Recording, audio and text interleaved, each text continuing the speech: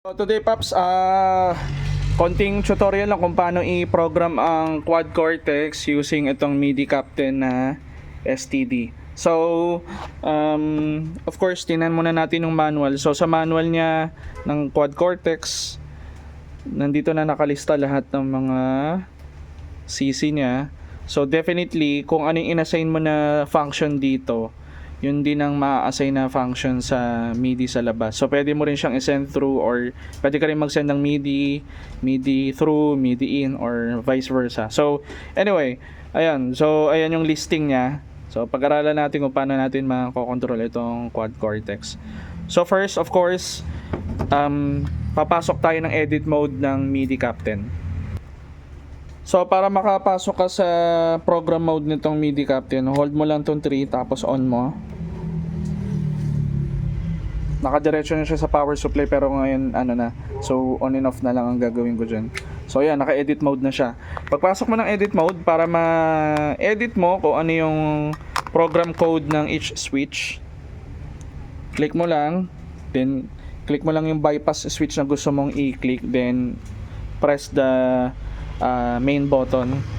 So pag press mo sa kanya, makikita mo na dito yung listing ng CC values, and of course yung value na gusto mong isend doon sa pedal.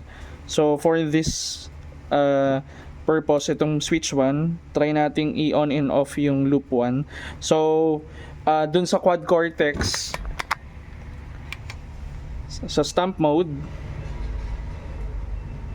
so nakasave tayo sa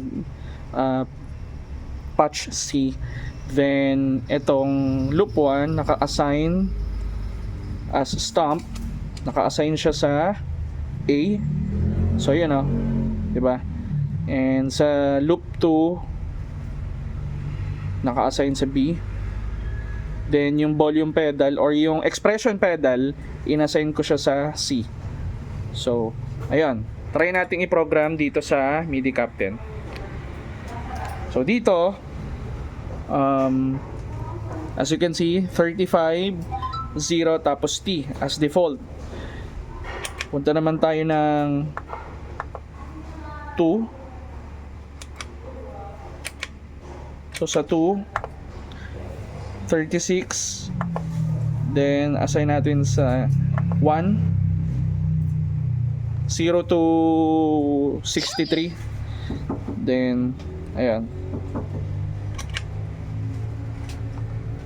Then sa 3, ganun din, assign natin sa 37.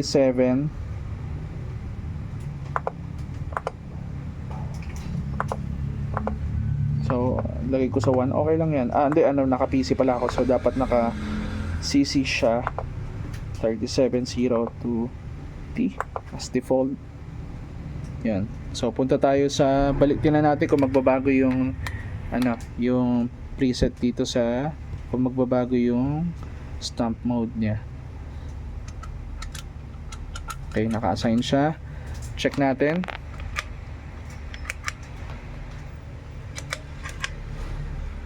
Labas muna natin siya. Ayan.